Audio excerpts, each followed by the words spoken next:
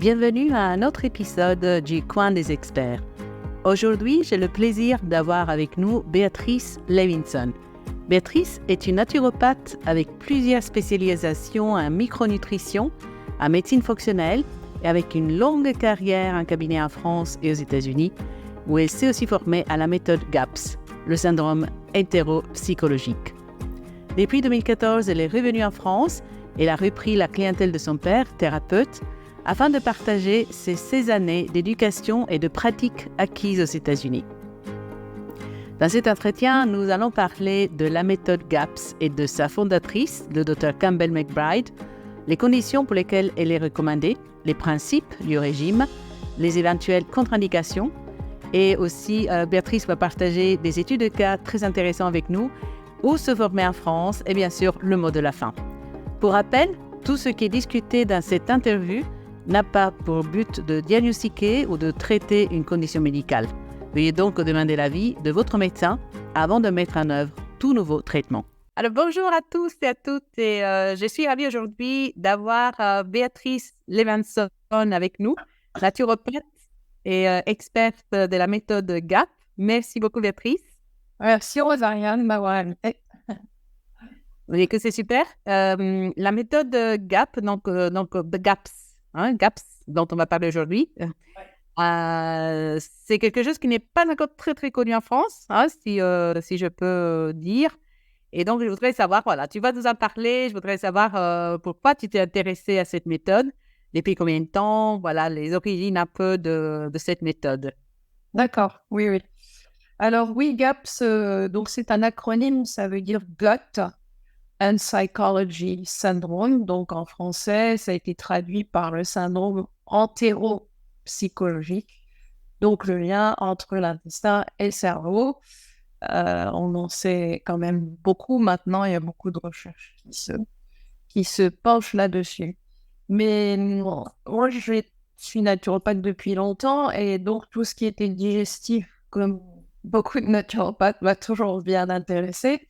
Et en 2007 ou 2004, je ne sais plus, j'ai rencontré la créatrice de la méthode qui s'appelle le docteur Natasha Campbell McBride. Je l'ai rencontrée dans une conférence et à l'entendre, c'est vrai que j'avais l'impression d'avoir plein de lampoules dans le cerveau qui s'allumaient parce que je comprenais plein de choses. Il y avait des questions sur le microbiote, sur le digestif que je me posais depuis longtemps et puis là, je sentais que j'avais des réponses.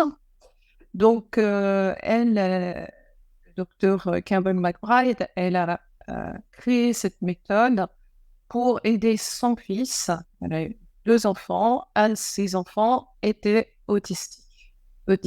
Pardon. Et donc, elle a créé ce régime très spécifique pour sortir son enfant de l'autisme, ce qui a fonctionné. Et moi, quand je l'ai entendu parler de tout ça et parler de son livre, j'ai compris que ça s'appliquait donc à tout ce qui est psychologique, mais il y a aussi des applications sur tout le corps, tout ce qui est physiologique. Donc, tout dépend, tout est connecté au système digestif, n'est-ce pas? Donc, tout est connecté, comme l'a dit Hippocrate, le père de la médecine, tout commence dans l'intestin et ton aliment soit ton médicament. Ouais. Donc, après avoir rencontré le docteur Natasha, c'est comme ça qu'on l'appelle, bon, j'ai lu son bouquin et puis elle a commencé les premières formations au thérapeute en 2011 et je me suis inscrite tout de suite. Voilà, donc, j'étais dans la première série des gens qui ont été formés dans le monde. C'était dans la langue anglaise, à l'époque uniquement. Voilà, elle est d'origine russe, mais anglaise. Ouais. Et depuis, cette méthode a été enseignée à beaucoup plus de thérapeutes dans le monde entier, en anglais. Et puis maintenant, on prépare une formation en français et une formation en Italie qui vient juste de démarrer, en Allemagne et en Espagne. Ah, mais c'est super. Ah oui, super. Mais moi aussi, quand j'étais en Australie, justement, j'étais venue en contact avec cette méthode, même si je ne suis pas formée, mais on entendait parler pas mal, justement, en étant un pays anglophone. Et est-ce que tu peux nous en dire un peu plus? Quels sont les caractéristiques principales, en fait, quels sont les principes principaux de la méthode. Oui. Alors, à l'origine, c'est ça, c'était créé donc surtout pour tout, on va dire, ce qui est symptômes, syndrome, maladie du cerveau. Donc, quand on regarde le bouquin, eh bien, il y a l'autisme, mais il y a aussi l'hyperactivité, la dyslexie, la dyspraxie, les dépressions, les anxiétés, les TOC et même la schizophrénie. Oui, merci. T'as la version.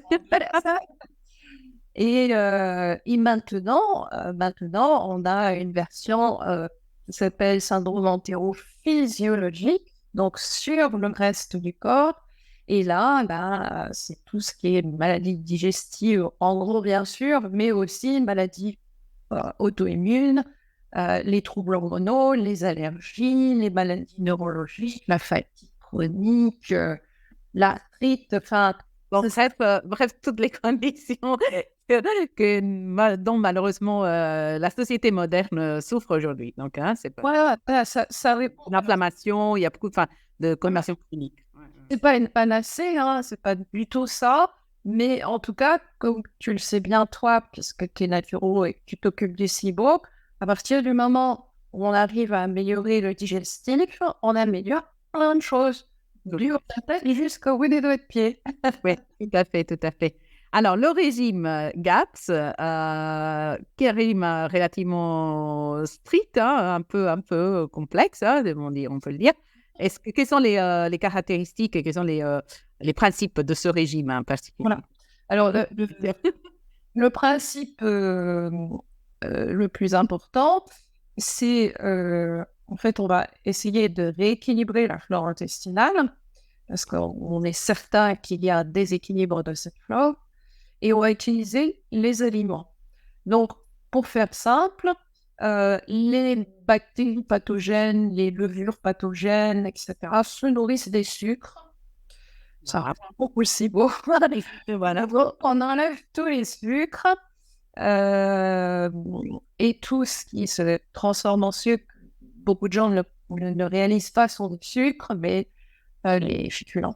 Donc, tous les sucres tels qu'on les entend, mais aussi le pain, les pâtes, le riz, les pommes de terre, et tout ce qui a tendance à se transformer en sucre et à nourrir, pour faire simple, les bactéries pathogènes. Les mauvaises bactéries. Ouais. Et, est-ce que c'est un peu similaire à un régime cétogène ou non, pas trop? C'est assez similaire. Après, ce que l'on mange, on le sait quoi, parce que déjà, je donne les mauvaises nouvelles aux patients. Voilà. On va enlever tout ça, et là, ils sont mais alors, qu'est-ce que je vais manger? Donc, c'est similaire au keto dans le sens où on mange toutes les protéines, on mange tous les légumes, on n'enlève pas tous les fruits non plus, et ça dépend, c'est au cas par cas. D'accord. On mange les oléagineux, les noix, les amandes, etc. Mais le plus dans GAPS et le génie, je pense, du docteur Natasha Campbell-McBride, parce que c'est vraiment elle qui a apporté ça. Aujourd'hui, on en parle, mais à l'époque, on n'en parlait pas. C'est les bouillons. Les bouillons de viande, donc qui sont faits avec des morceaux de viande gélatineuse que l'on utilise pour faire du pot-au-feu, pour faire des ragoûts, avec des nonos. Cette qualité de viande-là ou de poisson, on peut le faire avec du poisson, mais à ce moment-là, on utilise les têtes de poisson, les arêtes de poisson. Et bien sûr, on peut manger la viande et on mange le poisson. Mais ça, ces bouillons-là, moi je le décris, il y a 4 aliments guérisseurs dans GAPS. Les bouillons de viande, les aliments lacto-fermentés. Donc ça peut être des laitages lacto-fermentés chez les gens qui tolèrent. On fait du yaourt maison, on fait du kéfir maison, on fait de la crème aigre, donc la crème fraîche, la crème fermentée, des légumes lacto-fermentés. Voilà. Tout ce qui est lacto-fermenté va apporter des bactéries bénéfiques pour chasser les mauvaises. Le troisième aliment guérisseur, ce sont les graisses, et notamment les graisses animales, surtout saturées, pas que, mais elles sont nécessaires pour réparer justement tout ce qui est et nourrir tout ce qui est cerveau. J'ai rencontré une dame hier qui vient des États-Unis. Elle boit par jour environ 200 millilitres de crème crue. Et je lui dis, mais pourquoi vous faites ça? Elle me dit, j'ai été diagnostiquée avec un diabète de type 1 et j'ai eu beaucoup de symptômes, et notamment au niveau du cerveau. Il s'avère qu'elle est avocate, cette dame. Elle a besoin de son cerveau. Ben oui, Mais oui. comme nous tous. Et donc, en prenant 200 millilitres, 250 de crème crue, même pas fermentée, de crème crue, c'est pour dire l'apport des graisses animales ou ce que ça peut faire. Son cerveau fonctionne, c'est-à-dire ça diminue l'inflammation, elle se concentre, elle n'a plus de maux de tête, elle n'a plus de brouillard dans le cerveau, elle a des troubles de la vue, de l'ouïe, tout ça. Voilà. Donc les graisses saturées, contrairement à La mauvaise publicité qu'ils ont reçue, hein, c'est vrai. parce qu'on dit il y a peut-être manger gras, sucré, salé. Je suis d'accord sur le sucré, mais le gras, ça dépend des graisses. Évidemment, si c'est de la graisse de frites de McDonald's, ça va pas. C'est pas bon. C'est pas la même chose hein, que manger de la graisse de bonne qualité, surtout crue, pas cuite en fait. Hein, c'est ça qui transforme la graisse. Hein. Et puis après, on la fermente aussi, nous, en GAPS, c'est-à-dire on met un ferment de kéfir ou un ferment de yaourt ou un ferment de crème fraîche. Ça la rend épaisse et puis ça la conserve aussi. Et ça apporte encore des bactéries qui vont être intéressantes pour nettoyer les pathogènes. Et le quatrième aliment guérisseur, donc ça, c'est vraiment les caractéristiques GAPS, à mon avis, c'est de manger des abats. Ah oui, tout à fait. Voilà. Donc là, quand je dis ça, j'entends des hauts et des ah, parce que ça a aussi une très mauvaise réputation, les abats, parce qu'on nous a dit, et même moi, je l'ai appris en école de naturopathie il y a longtemps, que le foie, par exemple, c'est un filtre, le rein, c'est un filtre, donc il conserve toutes les toxines. Mais c'est faux. Bien sûr, il filtre, mais c'est beaucoup plus complexe que ça. Oui. Le foie, il phagocyte, c'est-à-dire qu'il est capable de prendre quelque chose lié aux gens, hein, de poison, et de le transformer comme une usine et de rendre quelque chose qui n'est plus poison. Wow. Voilà. Donc, on peut manger du foie, et bien au contraire, parce que les abats, ce sont des aliments qui sont très riches en nutriments. Et pour nous réparer, on a besoin de ces aliments riches en nutriments, que sont les abats, la graisse, les bouillons, les lactofermentés, voilà, pour réparer, pour nourrir les cellules, pour récupérer. Et puis, de manière générale, les fruits et les légumes, ils apportent des fibres, ils apportent des minéraux aussi, et des vitamines. Mais trouver cet équilibre. Donc ça, c'est spécifique à GAPS. Mais c'est super, c'est super. Merci de faire de clarifier justement sur les principes et sur l'origine GAPS. Et surtout clarifier sur certains un peu des légendes, des mythes en fait, hein, qu'on entend encore un peu partout. Hein. De toute façon, c'est comme ça. Alors, est-ce qu'il y a des contre-indications? Est-ce qu'il y a des cas pour lesquels tu dis peut-être les bouillons, est-ce que ça produit l'histamine? Est-ce que sûrement tu as reçu beaucoup de questions et tu te poses sûrement la question toi-même sur certains cas spécifiques. Quel est ton point de vue? Oui. Alors, évidemment, on se pose la question et puis on voit des gens qui réagissent. Alors, par rapport à l'histamine, plus on fait cuire, par exemple, on prépare un bouillon longtemps, plus on prépare un bouillon longtemps, plus il va se développer de l'histamine. Et ça peut ajouter encore de l'histamine à des gens qui ne métabolisent pas l'histamine ou qu'on a excès ou qu'on manque d'enzymes DAO pour métaboliser l'histamine. Donc, la réponse à ça, pour nous, en GAPS, c'est de faire cuire des bouillons, mais pas longtemps. D'accord. Okay. Un bouillon de poulet, par exemple, on met un poulet ou un morceau de poulet, on les fait cuire 1 heure et demie, ça suffit. Et on a ce qu'on veut. On veut le collagène, et l'histamine est basse. Et puis aussi, de refroidir au plus vite. Parce que moi, j'ai pas de problème d'histamine, donc je vais laisser mon bouillon sur la cuisinière longtemps, puis je le remets à chauffer. Voilà, faut pas faire ça. On fait un bouillon court et on le refroidit vite, donc on le met au frigo, éventuellement au congélateur. Ça réduit énormément les quantités d'histamine. Oui. Après, la deuxième, donc, c'est pas une contre-indication en soi. en fait. Hein. C'est quelque chose qu'on arrive à détourner.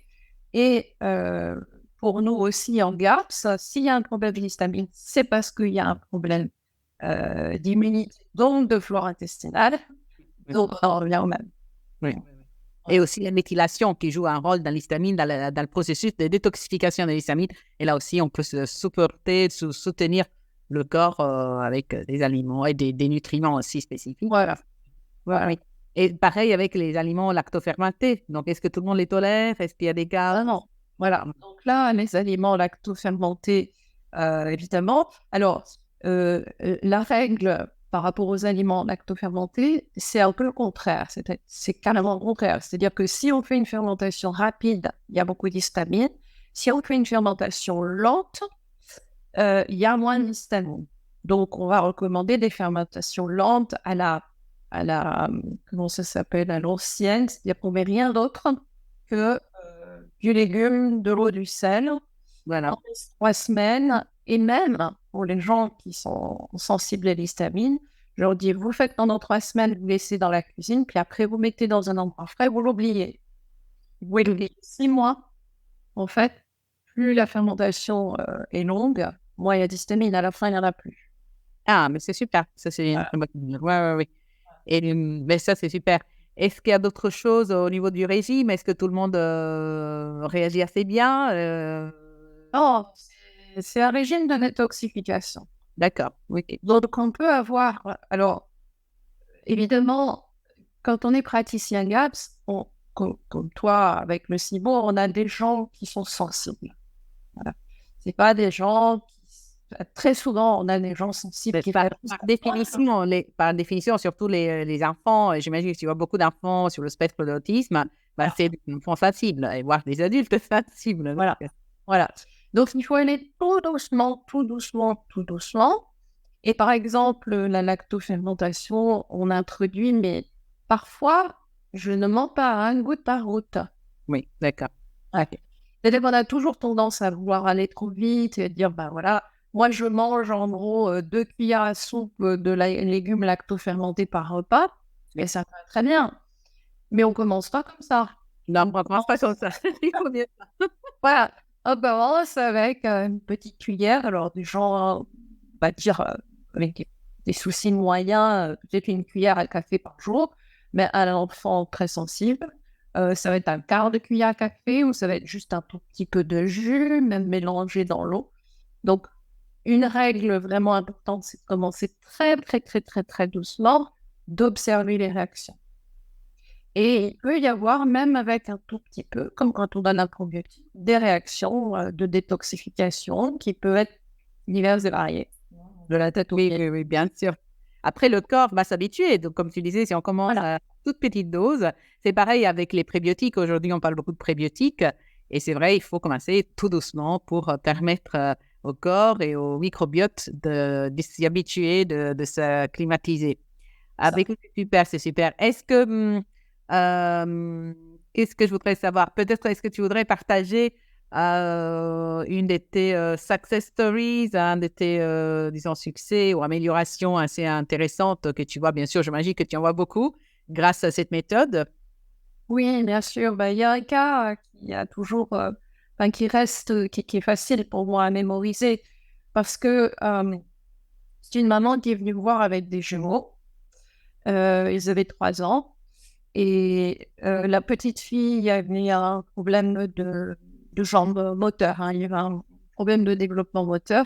Et le petit garçon diagnostiqué autiste sévère. Donc, quand ils sont arrivés dans mon cabinet, ils avaient amené les 2 enfants, le papa, la maman, tout ça. Mais le gamin hurlait, criait, mordait, voulait partir par la fenêtre, par la porte. Enfin, il était agressé par tout ce nouvel environnement. Et la maman était couverte de bleu parce qu'il la mordait. Et il se mordait lui-même de frustration comme ça. Il avait le poing avec plein de calcifications, de dépôts à la force de faire ça. Il était sous somnifères, genre Terralen, des trucs vraiment très puissants. Et il avait un autre médicament, je ne sais plus, genre neuroleptique pour le calmer, quoi, parce que c'était un gamin OS. Donc, diagnostiqué sévère, autiste, ne parlait pas, n'était pas propre, donc gros insomnie, problème de digestion, de l'asthme, euh, était malade tout le temps. Elle avait failli le perdre 2 fois à cause de crise d'asthme, il ne respirait plus. Les urgences, les traumatismes. Voilà. Donc, elle venait pour ça. Elle venait parce qu'elle voulait faire le régime GAPS. Et on l'a fait pour les 2 enfants, donc à partir de l'âge de 3 ans. Et pour lui, la petite, elle a lâché au bout de 6 mois. Bon, ça lui a fait du bien, elle a arrêté son asthme et ses allergies, voilà. Mais le petit garçon, elle l'a fait strictement pendant 3 ans. Bravo. Ouais. Ouais. Et elle m'a dit, on a fini par se tutoyer parce qu'on se parlait souvent. Oui, j'imagine. Voilà.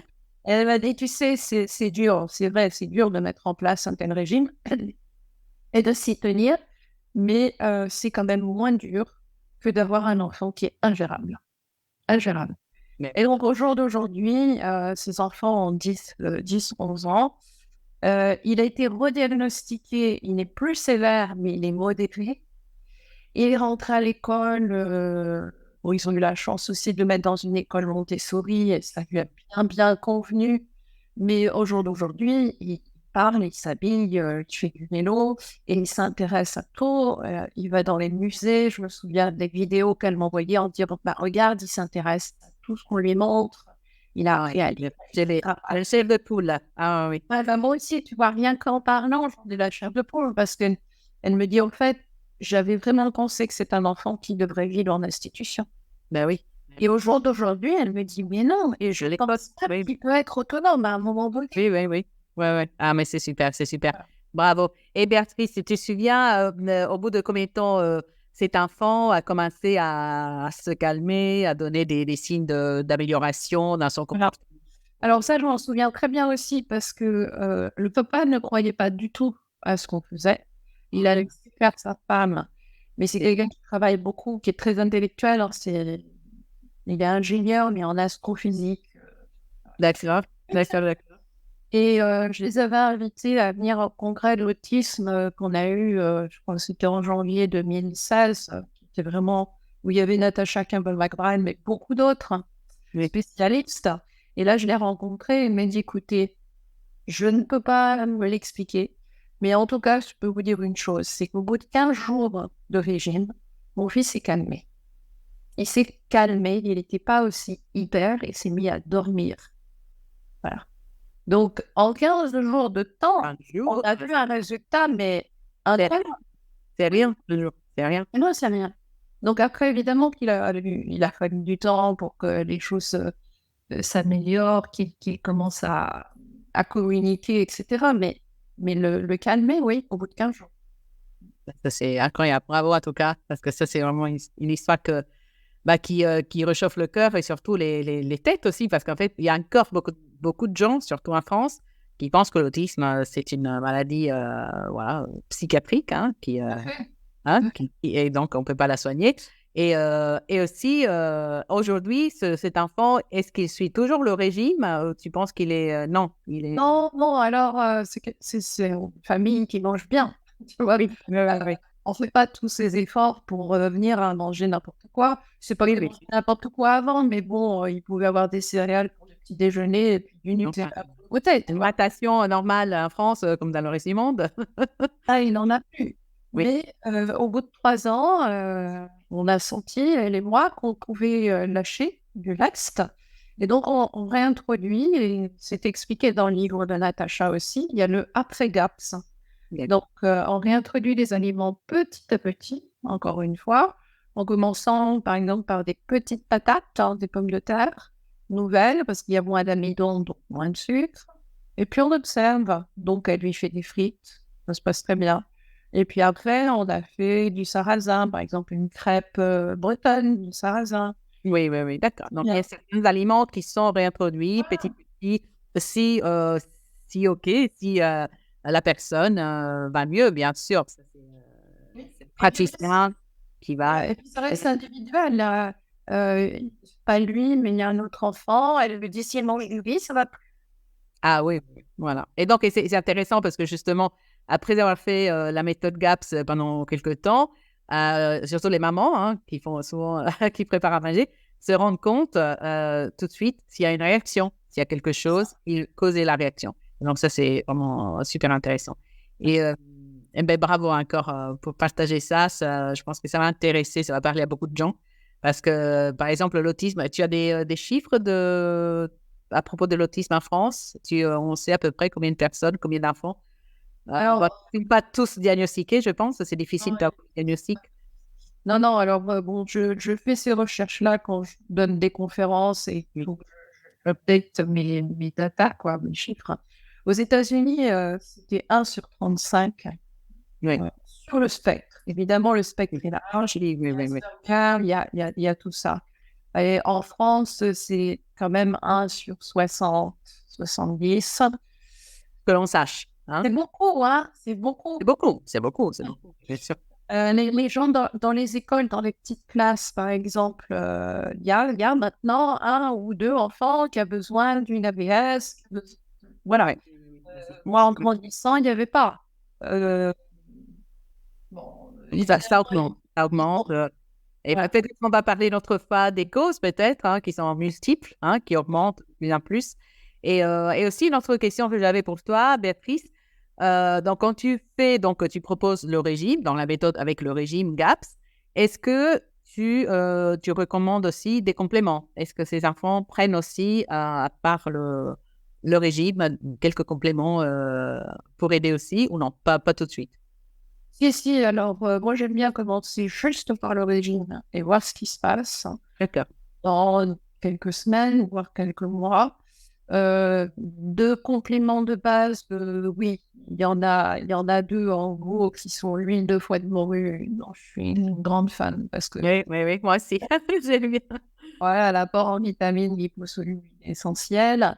Le plasma de Quinton parce que c'est des minéraux et la combinaison des deux, voilà.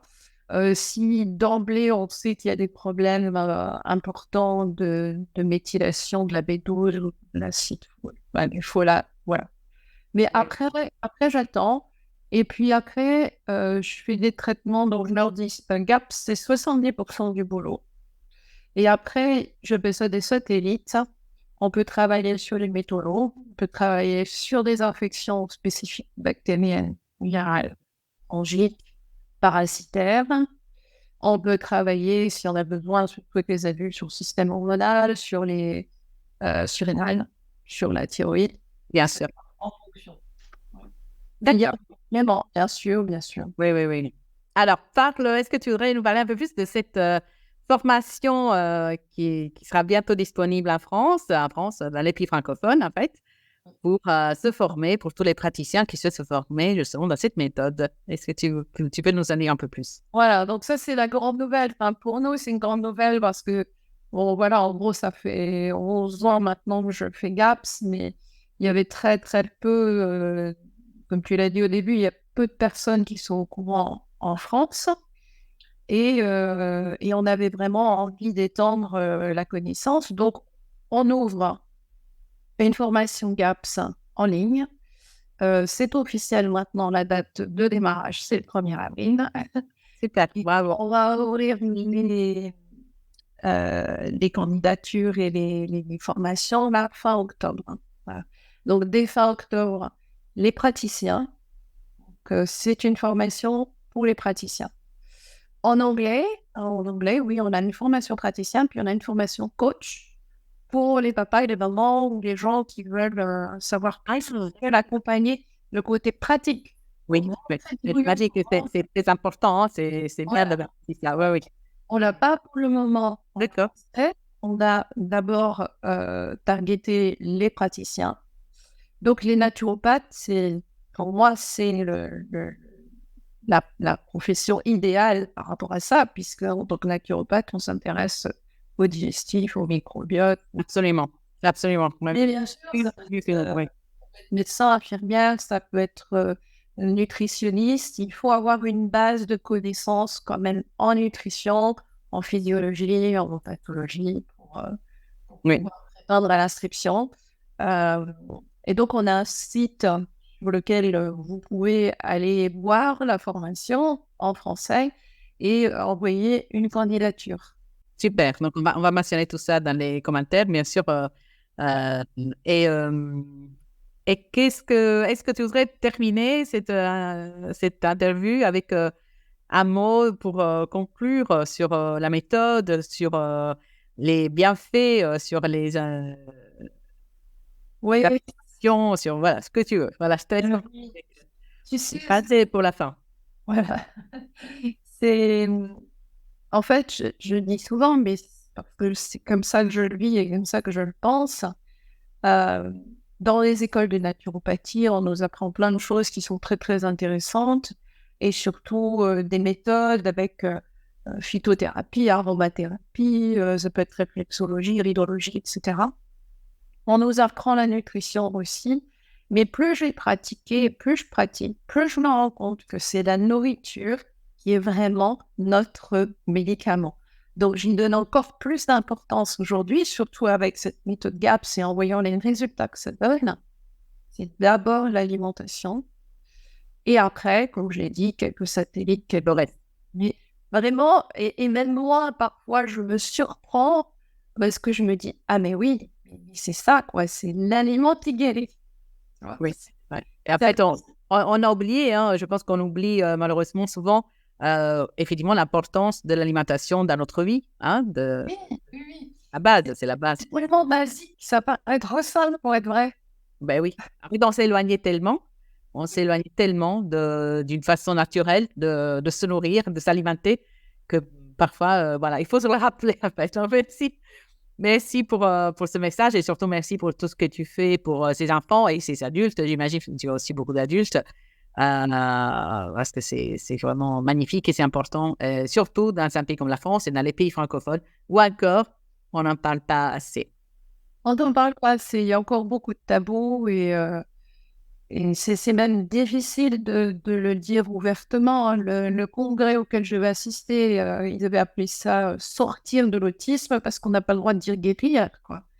Euh, mais entre toi et moi, oui, on peut.